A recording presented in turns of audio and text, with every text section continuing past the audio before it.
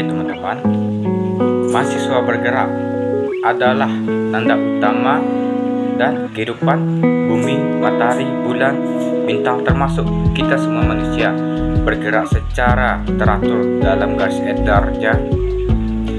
Awan di angkasa, gelombang di samudra, angin di celah-celah lembah terus bergerak seimbang. Putaran alam semesta, binatang di hutan, ikan di lautan, dan burung di angkasa raya. Mereka mengikuti dalam perubahan lingkar hidupnya. Bahkan gunung yang kita sangka diam pun ternyata bergerak. Laksana bergeraknya awan. Nah, itulah perubahan dan itulah kehidupan. Karena kehidupan itu terus berubah. Sebab yang tidak pernah berubah, yang selalu tetap adalah perubahan. Dan perubahan itu sendiri. Obrolan pembukaan atau statement awal saya tadi terkait dengan mata kuliah kita pengantar kewirausahaan. Untuk hari ini sedikit saya ajak Anda untuk berkulit bukan untuk mengajarkan bagaimana cara berpuisi, tapi untuk melihat bahwa sebenarnya hal yang berat sekalipun sebenarnya indah ketika kita mengetahui makna dan mengetahui bagaimana dasar melihatnya. Tapi kita di pengantar wirausaha ini ada terkait dengan perubahan industri yang selalu berkembang dari waktu revolusi 1.0 saat 2.0 sekarang 4 Indonesia lagi bagaimana pengembangan perubahan beradaptasi dan perubahan itu sendiri. Meski sebenarnya kita semua ketinggalan satu revolusi pada saat Jepang sudah bergerak diangkat 5.0, tapi ya sudah bagaimana kita bergerak dan melihat dan ikut perubahan, karena yang tidak berubah adalah perubahan itu sendiri. Jadi kalau kita tidak ambil bagian, kita ketinggalan akan rugi, dan yang rugi akan diam, akan terpisah, akan mati dengan sendirinya. Apalagi kaitannya dengan usaha bisnis perjuangan untuk mendapatkan keuntungan dalam kehidupan. Jadi yang tidak berubah akan mati dengan sendirinya. Ia akan kita bahas hari ini terkait dengan kewirausahaan dalam kebijakan revolusi industri 4.0 atau 4.0. Kebijakan ekonomi di era industri revolusi 4.0, mau tidak mau kegiatan bisnis wirausaha dan industri apapun termasuk sekelas usaha bisnis yang kita lakukan dalam konteks kewirausahaan harus bergerak ikut serta beradaptasi dalam konteks aliran revolusi. Karena kalau tidak, kita akan berada di satu tempat yang ibarat berjalan di tempat bergerak tapi tidak berkembang kemana-mana. Sementara orang yang akan mengikuti pola harus untuk menuju sampai ke tujuan mereka inginkan sekarang. Ini tentu saja menjadi persoalan bagi kita yang tidak terbiasa dengan kondisi-kondisi atau keadaan melakukan segala sesuatu dengan terminologi teknologi.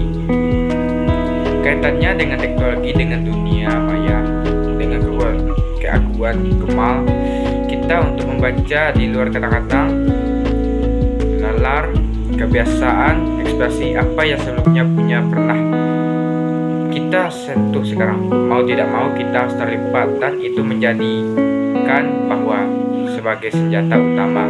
Siap tidak ketika kita dihadapkan pada kondisi ini. Sesuai dengan filosofi kehidupan terkait dengan perubahan tadi, mau tidak mau ikut, tidak ikut suka, maka Anda harus ikut serta mengambil bagian beradaptasi, mencoba dan melakukan hal itu. Kuncinya kalian tidak pernah mau melakukan dan tidak akan pernah tahu sampai di mana usai kita bisa lakukan. Namanya salah satu bagian dari paradigma berpikir kewirausahaan dalam usaha maksimal, kerja keras untuk tidak kena lelah, tidak ada kata putus asa. Jadi ini merupakan salah satu tantangan yang luar biasa untuk kita bisa beradaptasi pada era revolusi industri 4.0.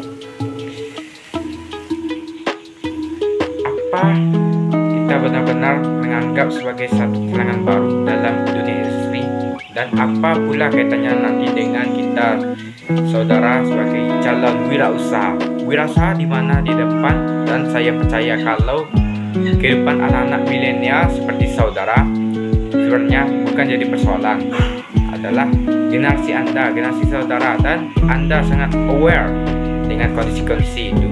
Selain tantangan ekonomi, sebenarnya saat kita juga melihat dan merasakan adanya tantangan industri yang menuntut transformasi atau perubahan arah ekonomi secara komprehensif, secara menyeluruh.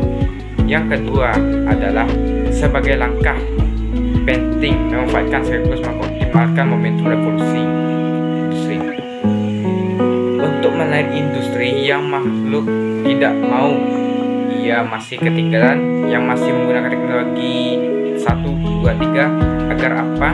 Agar lebih efisien, lebih produktif, yang sampai pada saat menggunakan teknologi revolusi industri 4 mereka sudah mencapai 20. Kita baru saja dianggap 1,2. Sementara orang lain menikmati. Kalau kita tidak mau beradaptasi dengan kehidupan revolusi industri yang keempat, 4.0 sebagai sebuah transformasi di bidang ekonomi dan industri.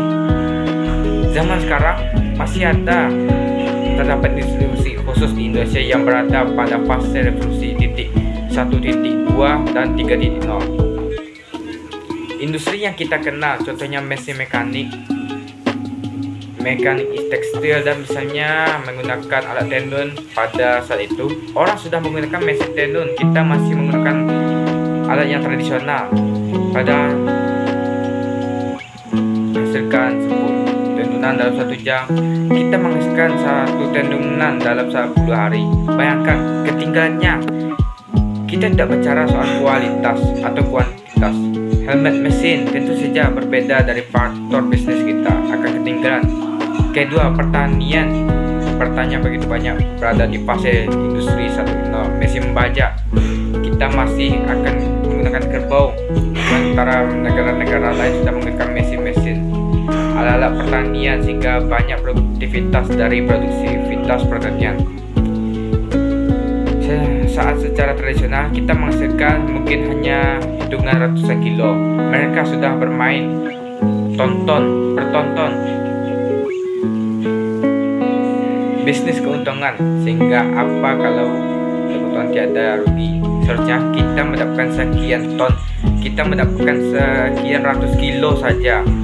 Apapun rasnya berada di fase 2.0 industri, contohnya industri massa produktif seperti industri mamen atau mie instan, kemudian percetakan seperti koran, majalah yang berada pada kategori 2.0 sebenarnya bisa bermain di angka sekarang, sudah bermain dengan elektronik. Orang tidak lagi mencoba lihat di pasar, orang tidak lagi membeli koran dan membuat penurunan